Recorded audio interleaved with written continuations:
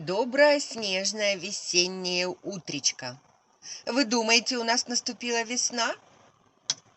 Конечно же нет, у нас еще зима продолжается. У нас вот такое вот потепление, дорогие друзья, да-да-да. И температура минус 4 градуса, а чувствуется как минус 9. Посмотрела я прогноз на 10 дней. Сегодня самый холодный день. И ветрено. Были порывы ветра. Хорошие. Да, дорогие друзья. Это я нахожусь у дочки.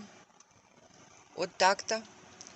Тут только гуляет собака и зять. Вот какая красотишка.